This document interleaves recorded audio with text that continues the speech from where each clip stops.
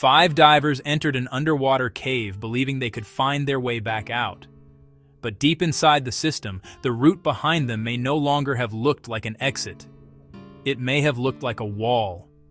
A large bank of sand obscured the corridor connecting the chambers. Suspended sediment reduced visibility. Familiar rock formations disappeared behind a cloud of silt, and another passage appeared to offer a way forward. It was wider. It was more inviting. It may even have looked like the obvious route toward open water, but it did not lead outside. It led farther into the cave, toward a section the recovery divers would later describe as a dead end. Today, we are going to reconstruct the geography of that trap.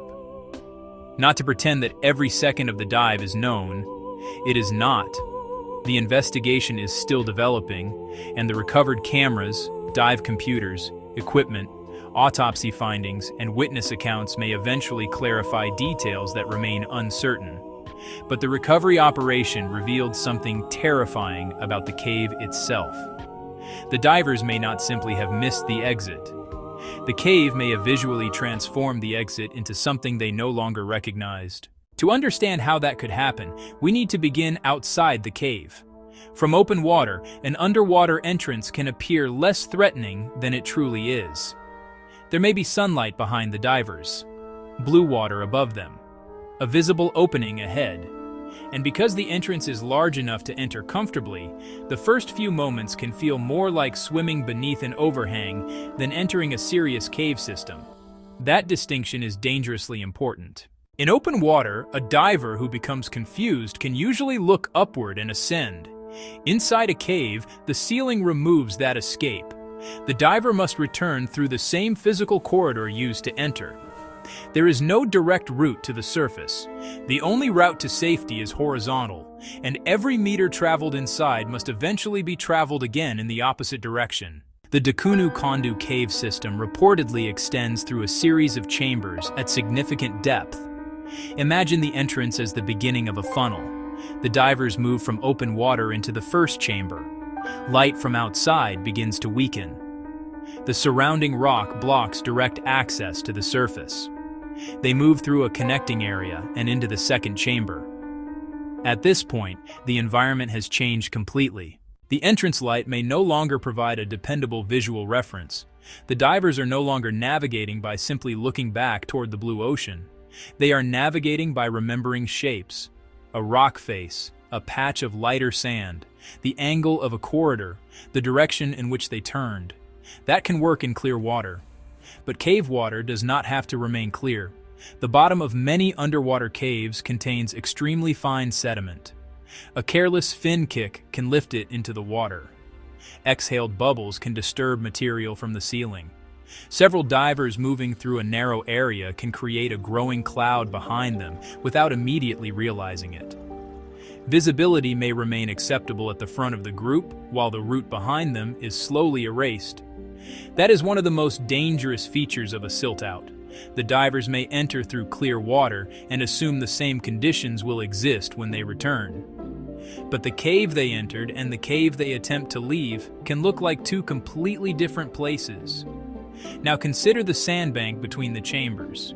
According to the preliminary reconstruction discussed after the recovery, a large formation of sand obscured the actual connecting corridor when it was viewed from the return direction. That means the passage might have been visible while entering, but difficult to recognize while exiting. The geometry was not symmetrical. A corridor that looked open from one direction could resemble a pale wall from the other. This is the optical illusion at the center of the disaster. The divers turn around. They expect to see the route they used earlier. Instead, their lights strike sand. The correct corridor is low, partially concealed, or hidden by the shape of the bank. The light reflects back from pale sediment. There is no obvious blue water, no bright exit, no unmistakable opening. Then they see another route. A larger passage appears to offer a way forward. It looks open. It looks navigable. And under intense time pressure, it may look more believable than the concealed corridor in front of them. This is where human perception becomes part of the trap. People do not always choose the correct route under stress. They choose the route that looks most like their mental picture of safety. A broad opening feels safer than a narrow gap. Clearer water feels safer than disturbed sediment. A corridor extending into darkness can feel more promising than what appears to be a solid wall. The brain is looking for evidence that confirms one thought. That must be the way out. But inside a cave, the most inviting route is not necessarily the correct one. According to reporting after the recovery, the 4 divers found inside were located together in an area associated with a dead-end passage. This suggests they remained as a group or regrouped after entering the wrong area. That detail is haunting, because once they discovered that the route did not lead outside, they would have faced an impossible decision. Continue searching ahead? Turn back? Split up? Wait for another diver to find the corridor? Every option consumes gas. Every movement disturbs more sediment. Every minute makes the original route harder to relocate. Now imagine attempting to reverse direction inside the dead end. The divers turn around again. Their fins disturb the bottom. Their bubbles strike the ceiling. Their lights illuminate suspended particles only inches from their masks. Instead of lighting the cave, the torches create a bright curtain. This is similar to driving through dense fog with high beams. More light does not necessarily reveal more detail. The beam reflects from the particles and blinds the person using it. The divers may still be close to the connecting corridor, but closeness means nothing when they cannot see it. This is precisely why trained cave divers do not rely on memory alone. They install and maintain a continuous guideline connecting them to open water. The line is not simply a navigation aid. It is a physical path to survival. Even in total darkness, a diver can maintain contact with the line. Even when the cave has disappeared behind silt, the diver can determine which direction leads toward the exit. The line does not depend on visibility. It does not depend on recognizing rock formations. It does not depend on remembering whether the group turned left or right. It remains a direct connection between the diver and the surface. Without that connection, the entire cave becomes a maze. A person can swim within meters of the correct corridor without knowing it exists. They can pass the same rock formation repeatedly. They can follow bubbles upward into a ceiling pocket that leads nowhere. And because every direction looks equally black, movement becomes guesswork. There is another psychological danger. Once divers believe they are lost, they may begin moving faster. Their breathing rate rises. Finning becomes more aggressive.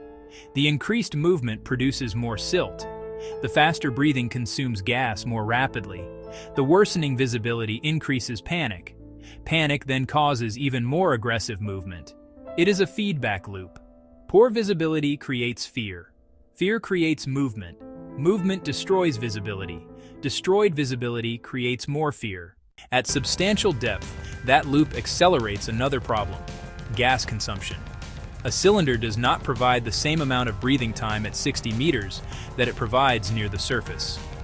Ambient pressure is roughly 7 times surface pressure. The regulator must deliver breathing gas at the surrounding pressure. That means each breath removes far more usable gas from the cylinder than it would in shallow water. Stress makes the problem worse. A diver who begins breathing twice as rapidly does not merely feel anxious. That diver may cut the remaining breathing time dramatically, and the cylinder cannot be used until it is completely empty. Gas must also be reserved for the journey out, the ascent, and any required decompression. Inside a cave, the diver cannot begin ascending immediately. First, the diver has to locate the exit, then travel back through the chambers, then reach open water. Only then can the ascent begin. This is why the dead-end corridor was not simply a navigational mistake. It may have been a gas trap. Every meter traveled into it had to be reversed. Every minute used searching reduced the gas available for escape. And every attempt to find the hidden connecting corridor may have made the environment more difficult. The Finnish recovery divers entered this cave with equipment designed for long, complex overhead operations. They used closed-circuit rebreathers, underwater propulsion equipment, redundant systems, extensive planning, and surface support. Even with that technology and experience, the recovery required multiple demanding dives over several days. That comparison matters. The recovery team knew people were inside. They had a defined objective. They were supported by an international operation. And they still treated the environment as an extreme technical cave. The original group did not have the same margin. That does not tell us exactly what each diver saw. It does not prove precisely when they became disoriented. And it does not establish every individual decision. But the physical reconstruction provides a credible explanation for how experienced divers could enter a route that did not lead back outside. They may have followed what looked like the most obvious opening. They may have believed the concealed corridor was a wall.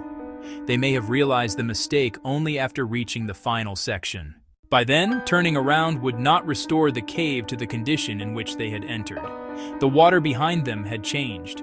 Their gas supplies had changed. Their mental state had changed. And the exit had effectively disappeared. There is a tendency after a disaster to search for one dramatic mistake. One moment when everything went wrong. But cave accidents rarely work that way. The fatal sequence may begin with a series of apparently manageable conditions. The water is clear. The entrance is visible. The first chamber is accessible. The group stays together. The route looks simple. Then one assumption fails. Visibility does not remain clear. The passage does not look the same from the opposite direction. The remembered exit cannot be recognized.